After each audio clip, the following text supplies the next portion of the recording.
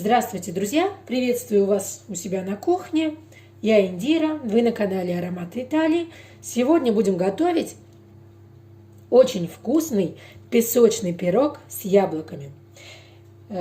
Песочное тесто будет на растительном масле. Сразу вам покажу, друзья. Я вот заранее приготовила, нарезала дольками яблочки, залила их половинкой сока лимона. Сейчас добавлю буквально 2 ложечки по вкусу. Вы можете добавить 4, кому нравится очень сладко. Мне не нравится, поэтому я добавлю вот 2, ну 2,5, чтобы хотя бы деткам было вкуснее. Столовые ложки сахара. Я добавляю по вкусу корицу, молотую корицу. Если хотите, вы можете ее размолоть сами. Я вот ее добавлю вот, немножко тоже, потому что как бы уже не зимнее время. Как-то немногим, тем более, корица нравится. Ее яркий выраженный вкус, поэтому я ее добавляю совсем немножко. Сейчас перемешаем и оставим в сторонке дожидаться своей очереди. Вот пусть вот такая вот наша хорошая, красивая корица с яблочками. То есть яблочки с корицей. Вот так вот оставляем в стороночке пока что. Ой. Опять извозила все. Приступаем к тесту. Наше тесто. Так, я сразу добавлю, смотрите, я сразу смешаю абсолютно все. 370 граммов муки, 100 граммов сахара, чуть побольше я взяла в этот раз. Сразу добавлю яички, 2 яйца. У меня вот одно большое, одно маленькое. Выливаем 80 граммов растительного масла. У меня подсолнечное, без запаха. Вы можете брать любой другой, подойдет, идеальным будет арахисовое. Добавлю также капельку ванильного экстракта. Экстракт ванили, так чуть-чуть, для аромата. И лимонную цедру.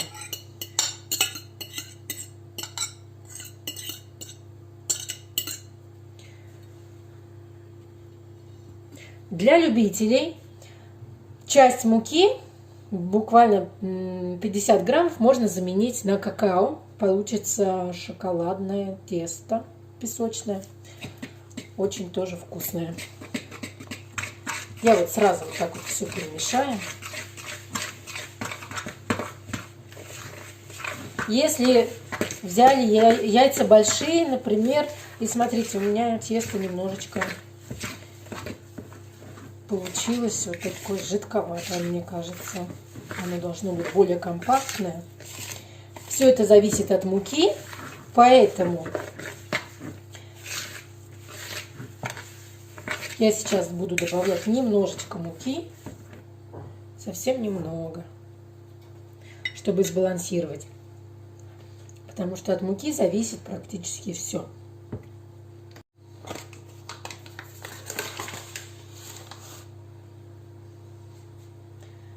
Вот так вот.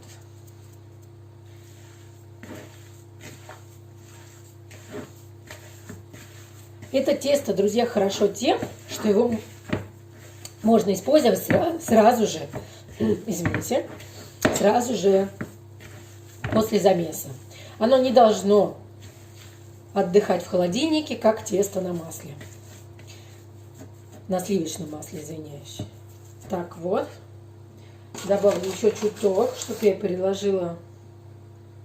Наверное, мои яички в этот раз были очень большие. Потому что мука, кажется, та же самая.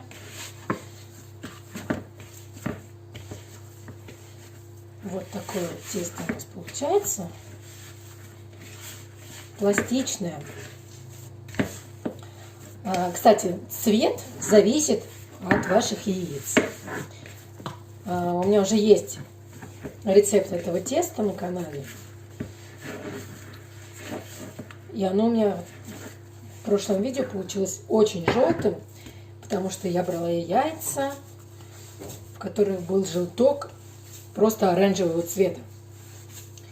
Если хотите, можете добавить даже краситель, несколько капель для более насыщенного цвета. Ну, мне кажется, очень хорошо, неплохо. И так тоже получается.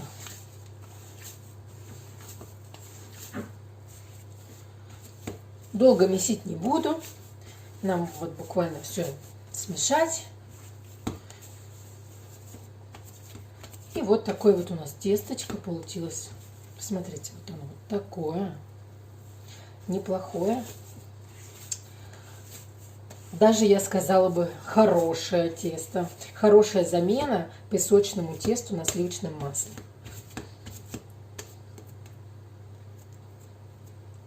Вот оно такое пластичное. Из него можно делать печенье, пирожные, тарталетки, торт цифра. Все что угодно. Пироги. Открытые, закрытые, кростатые. Сегодня у нас будет закрытый пирог. Закрытый, наверное, да. Наверное, закрытый. Окей, тесто готово. Если оно получилось немножко жидковатым, добавьте немножко муки. Но не забивайте прямо, чтобы оно не должно прямо такое вот быть забитое, прямо жесткое. Все равно оно остается мягким. Лучше его положить тогда в холодильник, и чтобы вам было удобнее работать. Через 20-30 минут оно будет вообще в идеальном состоянии, но я этого сегодня делать не буду. Так как, еще раз оговорюсь, его не обязательно ложить в холодильник, это тесто. Можно использовать сразу. Окей. Будем раскатывать. Все-таки я воспользуюсь немножко мукой, чтобы было удобнее. Так. Значит так, я возьму для базы чуть побольше теста. И на украшение вверх чуть поменьше. Вот такие два кружочка у нас получаются.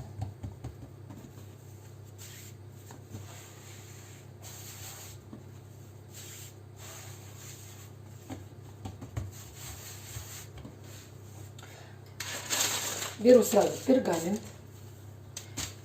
Потом я его переложу сразу же в форму. И по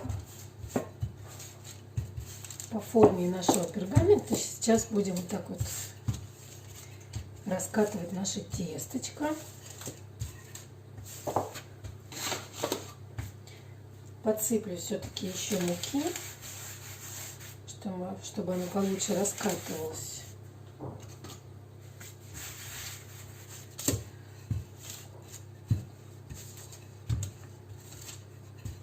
Так как мы положили, так я, по-моему, даже не сказала, что я положила в тесто,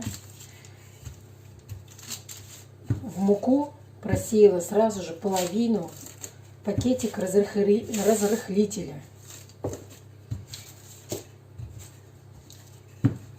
Так оно у нас будет еще более пышным, это тесто. И оно поднимется. Поэтому, если вы его раскатываете тоненько, оно все равно поднимется. Самое главное, чтобы дырочек не было, чтобы оно было, нужно, чтобы оно было равномерное. Иду так по бортику. Видите, да? По чуть-чуть, по чуть-чуть. Я его так от середины к наружу. От середины к наружу. Потому что в серединке оно у нас все равно толстоватенькое. Ну вот, друзья. Сразу беру вот так вот. Перекладываю в свою форму. Формочка у меня достаточно большая. Сейчас я ее подвину, покажу вам. Яблочек осталось много, поэтому и формочка большая.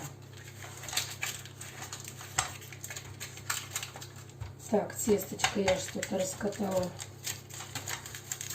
в высоту, а не в ширину. Надо было больше в ширину все-таки раскатывать.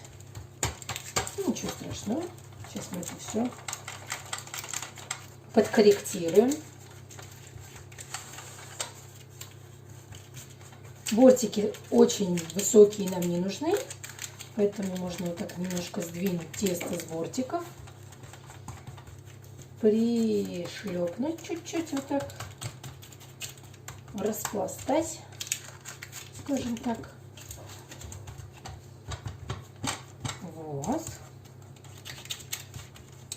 Вот посмотрите, у меня не хватило теста немножечко на бортик, небольшой вот здесь по бокам и с другой стороны тоже. Я сейчас просто так отлепляю кусочек, немножечко.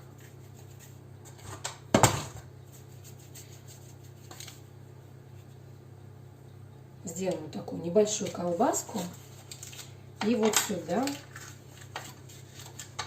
ее тоже как бы прикрепляем.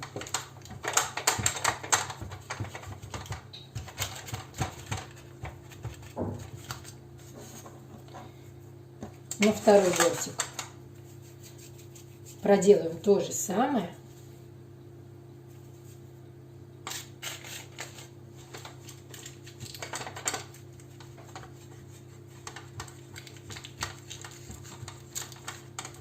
Вот, друзья. Отлично. Все. Берем вилочку и накалываем.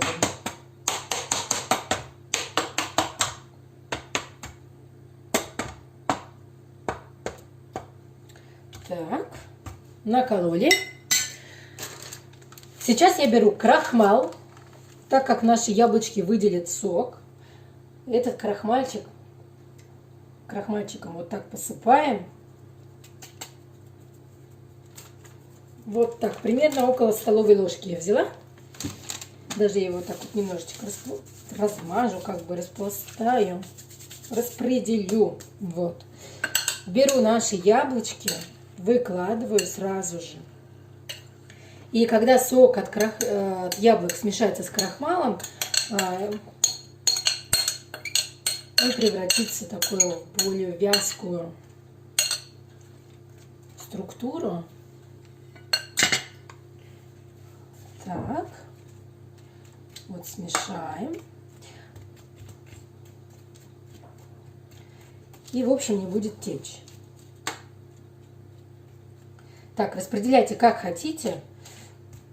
Помню, даже в настоящем рецепте по ГОСТу советского пирога с яблоками, помните такой? Туда идет яблочное варенье. То есть сначала, кажется, обмазывается вареньем яблочным пирог, затем выкладываются яблоки, потом как-то ложечками еще несколько ложечек варенья сверху выкладывается, и это просто чудо. Яблочный пирог по ГОСТу СССР. Это не наш случай, конечно, но кому хочется, добавьте даже варенье. Так, теперь будем раскатывать вверх. Так вот, немножко присыпем мукой.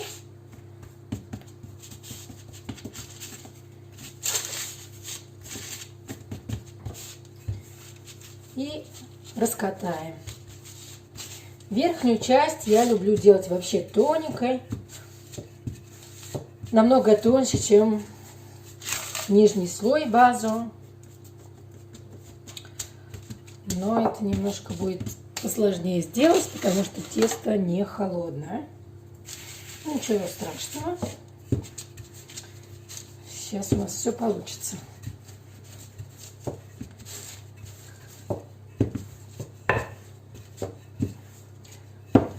Кстати, друзья, кому нравится тесто на растительном масле, если вы уже готовили, напишите в комментариях какие-нибудь другие рецепты, которые вы любите с этим тестом. А кто его еще не готовил, обязательно приготовьте. Вы просто влюбитесь в него. Да, я согласна, сливочный вкус, ну, никак его не заменить в блюде, да, в песочном тесте. Но вот мне на растительном масле кажется, что это тесто просто идеальная замена сливочному маслу, потому что оно все-таки калорийное. А это получается даже у нас почти ПП. Будем перекладывать базу. Так, вот сюда. Будем накрывать. Давайте будем накрывать. Вот так возьму, переверну чуточек, так как они у нас прилипшие. Сейчас мы вот так вот как-нибудь распределим. Вот смотрите, у меня бортики большие оказались, как всегда. А по краям, как всегда, маловато оказалось. Поэтому я сейчас беру вот такой ролик у меня есть. Подрезаю свое тесто. И вот так аккуратненько его сейчас распределю, где не хватает. Вот так вот, чтобы закрыть полностью все края. То же самое сделаю с этой стороны. Так, у меня форма большая, друзья. Вы берите, пожалуйста, любую вашу форму и регулируйте сами. Вот как видите, у меня получилось тесто впритык. Если брать обычную форму 24-26 сантиметров, тесто, возможно, у вас даже останется для украшения. Сделайте какие-нибудь розочки, бортики, цветочки, полосочки. В общем, как всегда, как я говорю, включайте фантазию. Окей. Накалю так немножечко пирог. И отправляем в духовку, разогретую на 220 градусов, на 30-45 минут. Опять же, это зависит от вашей духовки.